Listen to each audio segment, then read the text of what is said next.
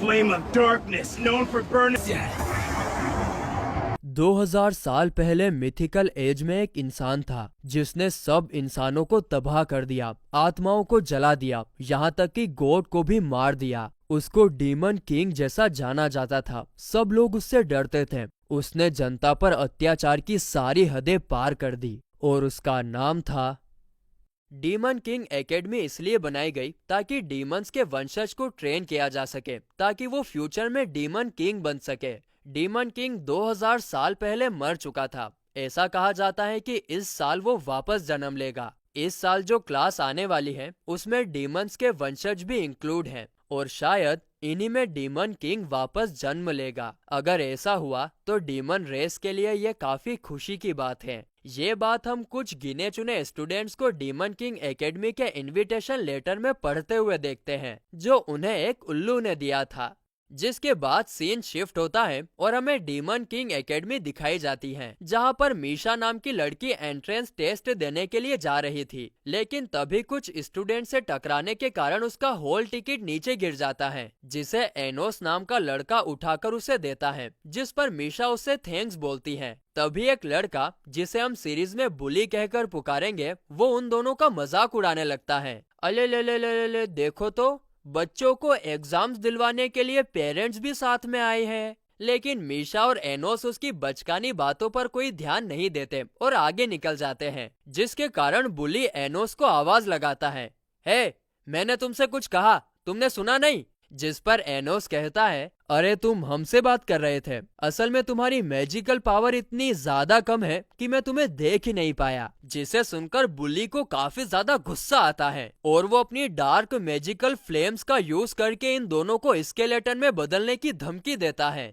लेकिन तभी एनोस फूंक मारकर डार्क फ्लेम को बुझा देता है और कहता है, ओ तो तुम माचिस की तीली से हमें जलाने की बात कर रहे हो। जिसे सुनकर बुली एनोस के बारे में अनाप शनाप बोलने लगता है, जिसके जवाब में एनोस हिप्नोटाइज मैजिक का यूज करके बुली को घुटनों पर बिठा देता है। और ये चीज देखकर मीशा शोक में रह जाती है क्योंकि बुली एक रॉयल फैमिली से बिलोंग करता है और उसे एनोस ने इतनी आसानी से हरा दिया। इसके बाद एंट्रेंस एग्जाम के तौर पर दो लोगों के बीच फाइट करवाई जाती है, जिसमें से जो भी जीतेगा उसे ही डीमन किंग एकेडमी में एडमिशन मिलेगा। और किस्मत से यहाँ पर एनोस के साथ फाइट करने के लिए बुली को चुना जाता है, जो कि एक मैजिकल आर्मर और मैजिकल स्वॉर्ड के साथ वहाँ पर आता है। वहीं दूसरी तरफ एनोस एकदम शांत लेकिन पावरफुल तरीके से उसके सामने खड़ा था। अब यहाँ पर बुली अपनी फैमिली की बढ़ाई करने लगता है कि हम कितने पावरफुल हैं और अब तुम नहीं बचोगे। लेकिन एनोस उसकी बातों पर ध्यान नहीं देता, जिसके बाद बुली अपनी जलती हुई तलवार से एनोस पर अटैक करने के लिए आगे बढ़ता है। लेकिन एक बार फिर एनोस फूंक मारकर ही तलवार की आंख बुझा देता है और वहाँ पर बैठे सारे स्टूडेंट्स एनोस की पावर को देखकर होचक्के रह जाते हैं। आगे एनोस बुली से कहता है, चलो मैं तुम्हें जीतने का एक मौका देता हूँ। मैं इस जगह से हिलूंगा भी नहीं, मैजिक का यूज भी नहीं करूंगा, यहाँ तक कि अपनी सांस और शब्दों में भी ताकत नहीं भरूंगा, फिर भी तुम्हें हरा दूंगा। जिस पर बुली कहता है, हाँ, तुम मेरे आर्मर पर मैजिक का यूज कर ही नहीं सकते, इसलिए बहाना बना। बूम! वो आगे कुछ कह पाता उससे पहले ही कोई अनजान फोर्स उसे एक घुसंड दे मारती है, जिसके कारण उसके पूरे शरीर में से खून निकलने लग जाता है और वो पूरे तरीके से लहूलुहान हो जाता है। ये तुमने क्या किया? जिसके जवाब में एनोस बोलता है, तुम्हें मेरी हार्ट बीट फील हो रही है? दरअसल यहाँ पर एनोस ने खाली अपनी हार्ट बीट से उसको धराशायी कर दिया था। जिसके बाद बुली उस घायल हालत में बोलता है, मुझे पता है अब तुम मैजिक से जबरदस्ती मुझसे हार मनवाओगे।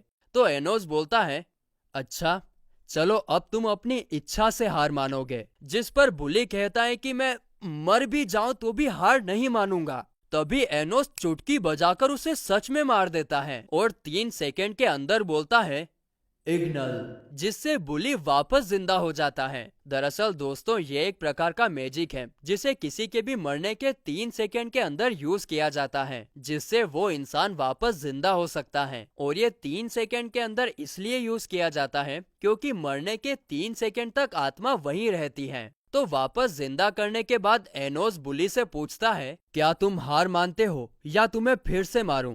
सोच लो, हमें एक ही लाइफ मिलती है। जिस पर बुली कहता है, मैं हार नहीं मानूंगा। तो एनोस उसे 7-8 बार मारकर वापस जिंदा करता है। साथ ही में वो कहता है कि जो भी इस जादू से वापस जिंदा होता है उसका नजरिया चेंज हो जाता है। तुम्हारा क्या ख्याल है मिस्टर बुली? सरप्राइजिंगली बुली हार मान लेता है। दोस्तों, ऐसा इसलिए हुआ क्योंकि उसने पहली बार मौत को बहुत करीब से देखा था। उसने रियल डर को देखा था और इसीलिए उसका नजरिया चेंज हो गया था। और दोस्तों, इस तरह एनोस उसे बिना जबरदस्ती किए हार मनवा लेता है। जिसके बाद मैजिकल असेसमेंट टेस्ट के दौरान जहां पर दूसरे स्टूडेंट्स के स्कोर 200 से 300 के बीच आ रहे थे, वहीं पर मीशा का स्कोर 1 लाख के ऊपर आता है। और एनोस का तो पूछो ही मत, उसकी पावर इतनी ज्यादा थी कि जो क्रिस्टल मैजिक कैलकुलेट कर रहा था वही ब्लास्ट हो जाता है। इसके बाद एप्टीट्यूड टेस्ट में भी मीशा और एनोस काफी आसानी से पास हो जाते हैं।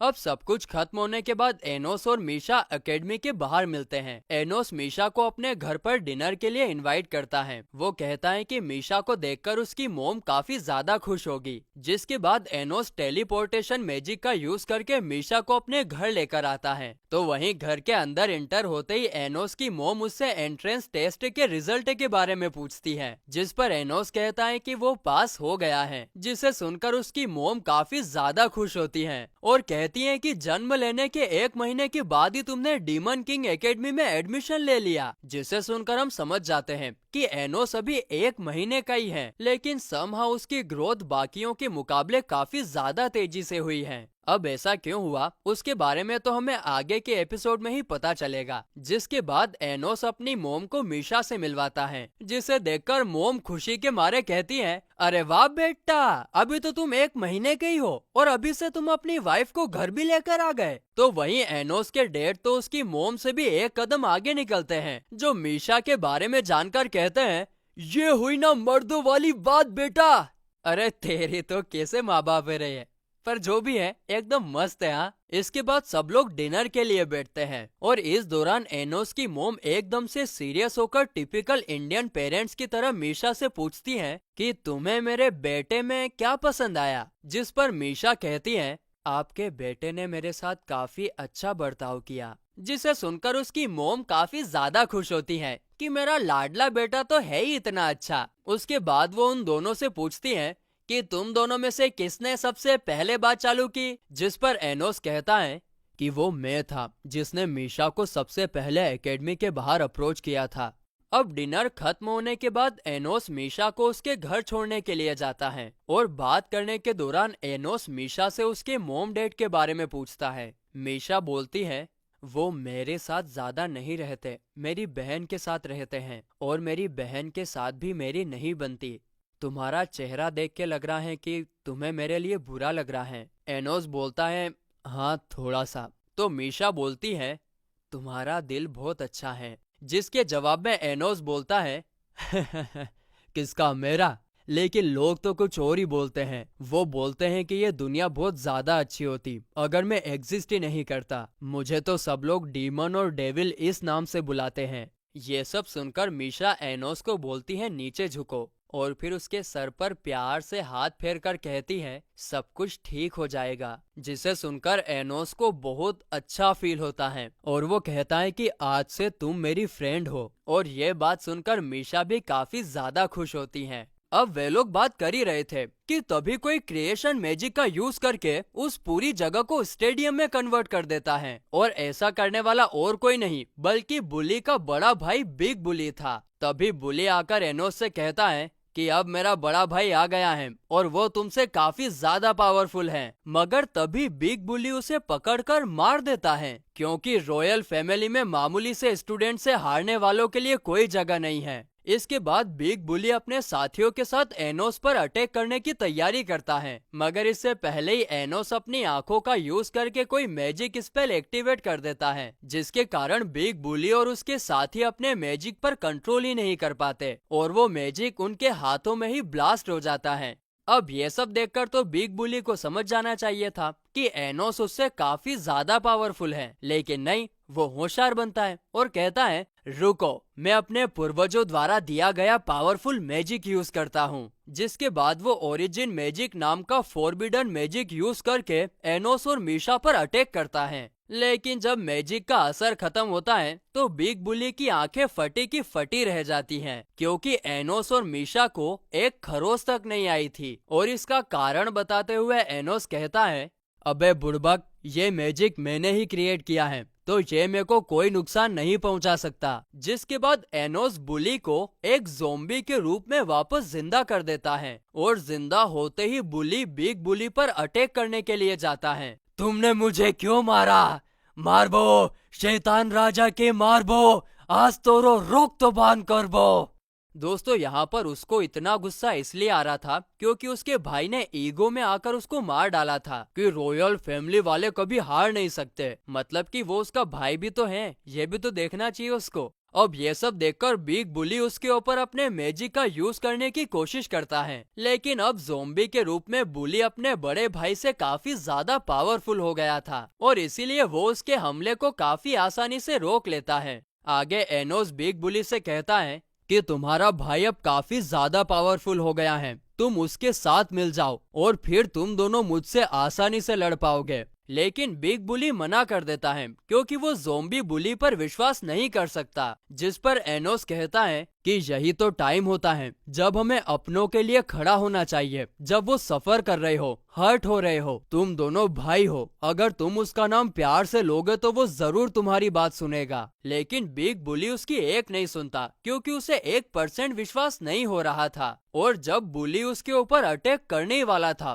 कि तभी वो अपने छोटे भाई का नाम ले लेता है, लेकिन इससे कुछ नहीं होता और वहाँ पर एक काफी बड़ा धमाका होता है। इस धमाके के कारण दोनों भाई अब पत्थर में बदल चुके थे।